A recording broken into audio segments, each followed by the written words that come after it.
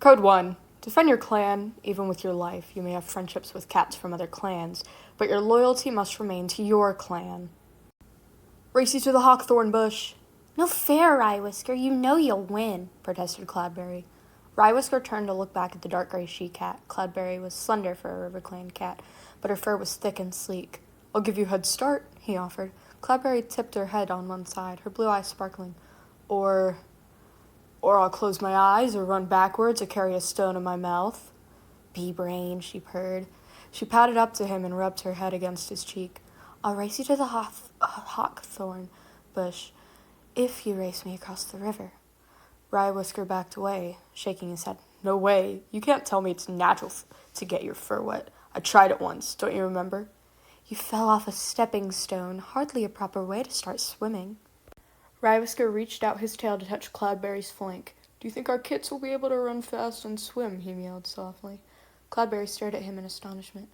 How did you know? I was going to tell you, I promise, but I wasn't sure how you'd feel. I thought you might want Wind Clan kits. Rye-Whisker let out a frustrated meow. They will be Wind Clan kits, and River Clan kits. They will be ours, and that's all that matters. Do your clanmates know? The she-cat began to roll some small stones restlessly beneath her paw. Not yet. I wanted to tell you first. You're worried about what your father will say, aren't you? Rye-Whisker guessed. Cloudberry looked up at him, her eyes pleading. Umberstar's a good leader. You can't blame him for wanting more River Clan kits. We need more warriors after that bout of green cough and leaf bear. But they will be River Clan kits, Rye-Whisker reminded her. He flicked his tail impatiently. I'll let you teach them to swim as soon as they open their eyes. Then you'll let me raise them in River Clan? Cloudberry queried. Rye-Whisker blinked. He hadn't thought that far ahead. Well, yes, he meowed. I'll come stay with you when they're born, of course. Your father has never minded me staying in your camp. And you can bring them to Wind Clan when they're old enough to walk that far. Cloudberry nodded, but her eyes were still troubled. Rye-Whisker pressed his muzzle against her ear. It'll be fine, he promised. Every cat knows that Umberstar's closest friend is Thistletail in ThunderClan. If any cat understands that friendships don't stop at the border of a territory, it's Umberstar. But what about the stolen fish? Cloudberry asked. Last moon, River Clan had accused Wind Clan of stealing fish from the river and had sent a patrol to Duststar, Wind Clan's leader, to warn him to keep away. Duststar had insisted his clan would never eat fish, but Rye-Whisker knew that River Clan cats were still suspicious. We didn't take those fish, he told Cloudberry. Maybe these kits will bring our clans together again. Cloudberry relaxed against him and Rye-Whisker closed his eyes, imagining tiny lives stirring within her, dark gray like their mother, or brown tabby like him. Swift-pawed and strong swimmers, these kits would bring peace between the two clans. He was sure of it. Wind Clan, retreat! Rye-Whisker shook his head to clear the blood from his eyes as Stonetail yelled the order. The big gray Tom was standing on a tree stump, wild-eyed as he called to his clanmates to leave the battleground.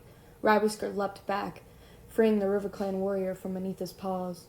This fight was all River Clan's fault. They had accused Wind Clan twice more of stealing fish and threatened to tell the other clans that the cats on the moor were thieves and trespassers. As if any Wind Clan warriors would get their paws wet chasing that slimy prey.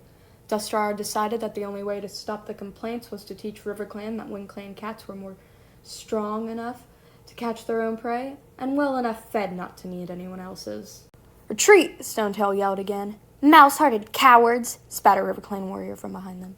If you're going to steal our fish, you should make sure you're strong enough to fight us for it, hissed another.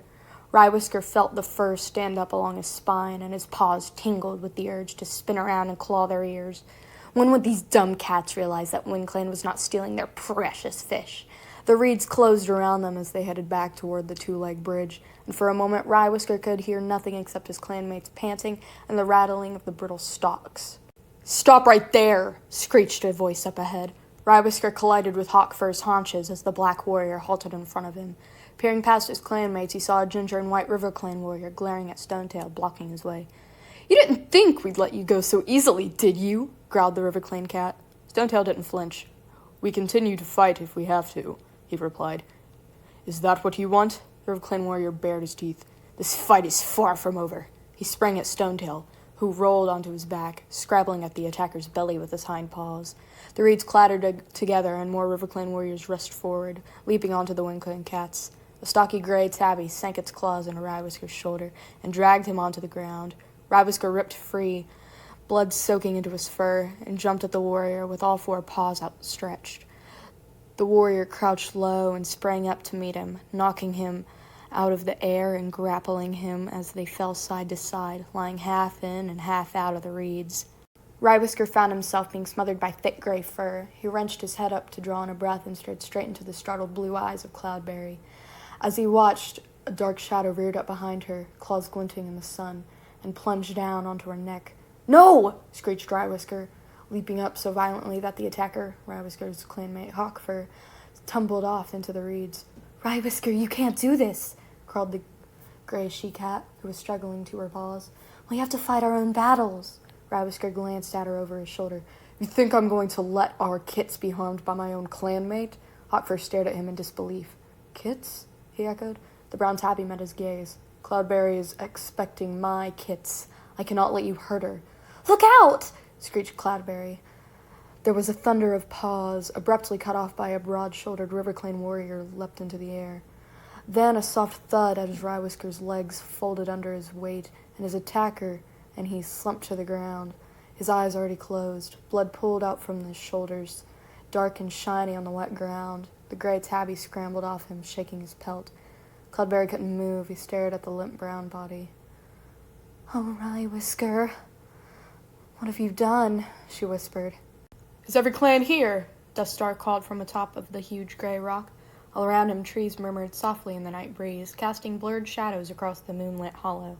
Duststar had asked the other leaders to meet him here because the hollow lay at the center of the clans, yet it belonged to none since the battle that had separated the clans for the very first time. The elders who could recall the battle stayed away from the hollow, convinced that the bloodstains would never be washed out of the grass.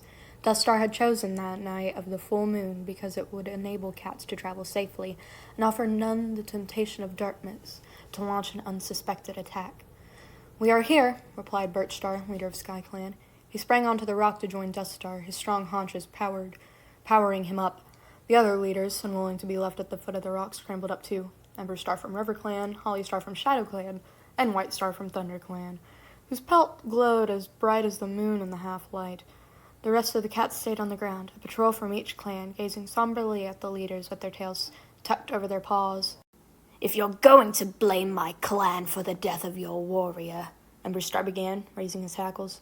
Duststar shook his head. "No, Emberstar, that's not why I asked you all to come here. Rybiscar's death is a tragedy we can ill afford after such a hard leaf bear. But it would not have happened if he had not been attached to Cloudberry." He looked down at the River Clan cats, but Cloudberry was not among them. She was probably too close to having her kits. From now on, cats must be loyal only to their own clanmates. Friendships with cats from another territory must be put aside for the sake of their clan. We cannot allow our warriors to be distracted in battle, or to fight for anything other than what is best for their own clan. Are we agreed? Whitestar stood up. "Clans above all else. It makes sense to me." Hollystar and Birchstar nodded, and Birchstar meowed. "Well said, Duststar. My clan is sorry for the loss of your warrior, but from now on each clan stands and fights alone. If we have less contact across borders, how will we let one another know about something that could be important, such as the arrival of foxes or two-leg interference?" asked Hollystar, her blue eyes like tiny pieces of sky. "We could meet here every full moon, when the forest is light enough to walk easily, and come in peace to share our news," Birchstar suggested. "A truce?" Duststar meowed. There was a shocked murmur among the cats of all clans. "We cannot promise peace when ThunderClan steals our prey," hissed a WindClan warrior. "And we cannot promise peace while WindClan attacks our borders patrols," meowed a ThunderClan warrior with a torn ear. "And which of the clans can trust ShadowClan?" asked another cat. A great yowling broke out among the cats. "Enough!" Duststar growled. He stretched to his full height and stared down at the cats in the hollow. "I see more clearly than ever that your decision is wise, Birchstar, but I doubt any peace will hold even for one night. Let us try it and see what it brings. That's all I ask," Birchstar meowed. "Cats of all clans," Duststar continued. "From now on, you must defend your clan even with your life. You may have friendships with cats from other clans, but your loyalty must remain to your clan, as one day you may meet cats you have befriended in battle. This will be our code, the law of warriors, and it is up to each one of us to carry it in our hearts. Until the next full moon, may StarClan guide your path. He jumped down from the rock and with a flick of his tail, led the WindClan cats out of the hollow toward the moon-washed moor.